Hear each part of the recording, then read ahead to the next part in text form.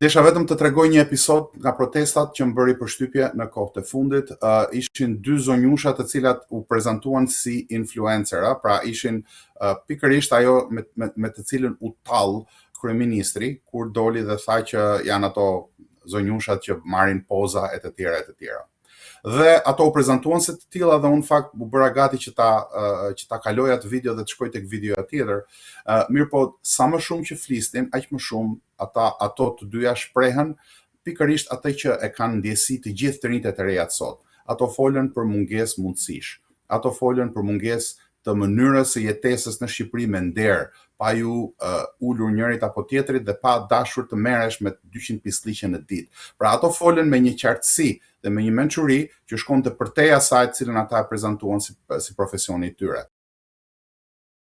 Unë isha njeriu i fundit që prisja prej tyre diçka aq të mençur dhe u surprizova jashtëzakonisht shumë që më tregon që shpirti i protestës është në vendin e duhur. Shpirti i protestës është i ndershëm, është shpirti shqiptar, duhet drejtuar në drejtimin e duhur, pra kanë përgjegjësi të gjithë ata që merren me organizim, gjithë ata që janë në drejtim, që të mos e lënë këtë shpirt të shpërndahet, të mos ta lënë të kanalizohet, se ka përpjekje sa duash për ta kanalizuar këtë, për ta kanalizuar si një përpjekje midis Evropës dhe Shtetet Bashkuara të Amerikës. Ne shqiptarët nuk jemi mish për top për askënd, ne duam thjesht që të përmirësojmë jetët e shqiptarëve, kudo që ata jetojnë dhe mbi të gjitha në vendin tonë. Ne duam të kemi një vend që të jetë i joni, ne duam të kemi një vend ku që të përparoj, të lulëzoj, ku të mos shpopullohet vendi, duam të kemi një vend që të jetojmë me nder si të gjithë të tjerët dhe brenda mundësive tona dhe brenda aftësive tona që nuk janë të vogla,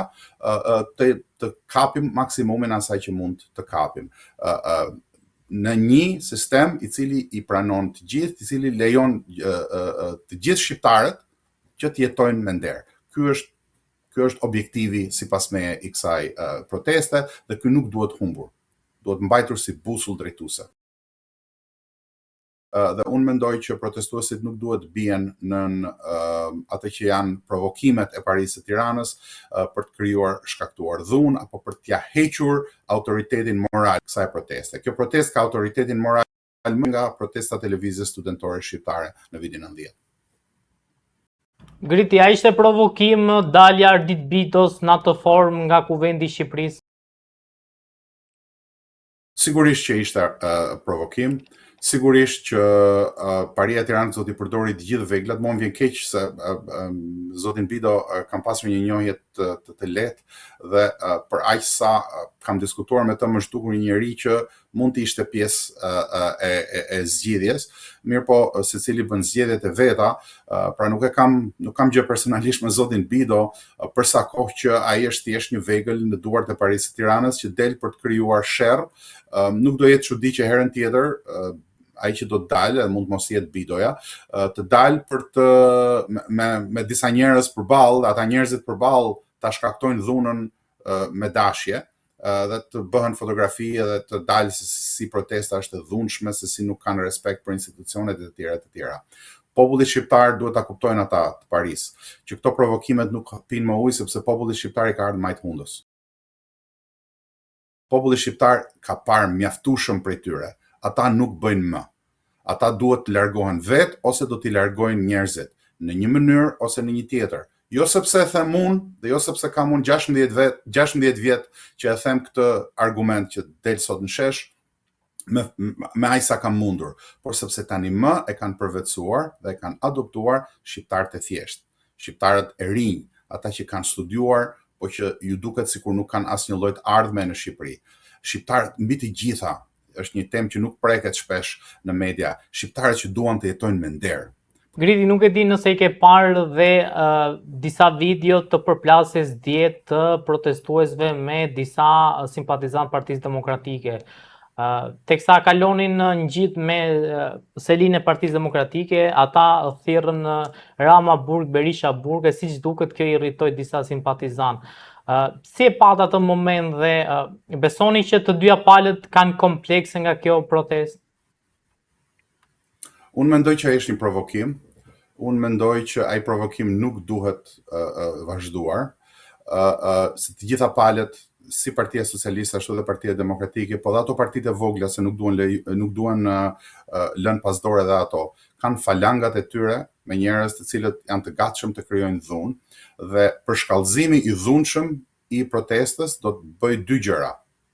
Do të humbë besimin e njerëzve që kjo protestë është për njerëzit, është për popullin dhe mund ta paksoj protestën, numrin e protestuesve, dhe së dyti do të japi Paris armën më të mirë për të rifituar legjitimitetin.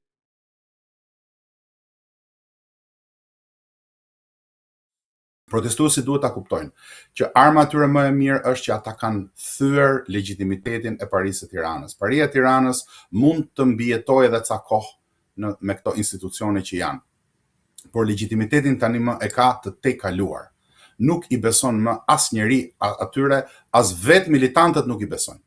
Thjesht reagimet e militantëve janë reagime instinktive të njerëzve që janë marrë gjithë jetën me atë punë dhe gjithë jetën kanë hedhur molotov dhe janë marrë me grushta dhe me zënka dhe këto janë pra pyka që Paria e Tiranës i fut mes shqiptarëve. Paria e Tiranës intereson shumë që shqiptarët në atë protestë ta shohin veten si të majt apo të djathtë, si jeshil apo të kuq, si flamingo apo si kombëtarist e të tjera. Protesta nuk është e asnjërës prej këtyre rrymave, protesta është e shqiptarëve. Në atë shesh, të gjithë njerëzit që dalin me dhjetra dhe me mira, nuk janë më as të majt, as të djathtë, janë thjesht shqiptarë që duan të jetojnë me nder. Ky është thelbi dhe ky thelb nuk duhet të kaluar, provokimet do të vazhdojnë, do të përshkallëzohen. Nuk ka asnjë dyshim që Paria e Tiranës do të reagojë, sepse është mësuar që të reagojë. Reagimet e saj janë të tipit të dhunshëm. Do të reagojë edhe pjesa tjetër, mos keni merak, edhe Partia Socialiste nxori deputetin, edhe Partia Demokratike nxori ata militantët mendje ose të pamend që din vetëm të rrihen me grushta, kërcënimet ndaj njerëzve vazhdojnë, por kjo nuk duhet ta ndalë atë që është qendra e gjithë kësaj lëvizje, pra kjo duhet kthehet në një lëvizje mbarkombëtare, e cila përfundimisht e largon Parinë e Tiranës nga pushteti dhe akoma dhe më e rëndësishme dhe akoma dhe më e duhur është që krimet e kësaj periudhe duhet ndëshkohen një për një. Shqiptarët nuk duhet bëjnë më gabimin e viteve 90, kur lëvizja studentore shqiptare nuk u mbështet aq sa duhet për të përfunduar atë që nisi, u mbyll thjesht me krijimin e disa partiçkave të dala nga gjiri i inteligjencës së ish regjimit komunist. Nëse do të lejohen partiçkat e vogla, nëse do të lejohen pyka të tjera të cilët dinë të aktrojnë dhe të teatrizojnë bukur çdo lloj proteste, sepse sot ke 1001 mënyra për ta bërë një protestë që të duket bukur, dhe nuk do të shkojnë deri në fund shkatërimit të çdo instrumenti kontrollit të kësaj parie dhe ndëshkimit të përplot të secilit prej tyre. Nuk duhet ta gëzojnë pasurinë që kanë marrë duke vjedhur nga xhepat e shqiptarëve dhe duke i lyer duart dhe këmbët me gjakun e shqiptarëve. Kjo duhet të jetë e pandryshueshme, e panegociueshme, dhe për sa kohë që kjo qëndron, duke ditur që dhe legitimiteti i tyre ka përfunduar, nuk ka as dhe një lloj shansi që Paria të mbijetojë kësaj lëvizje. Me gjithë lëvizjet e shumta, listat e intelektualëve që mbijnë nga do e të tjera.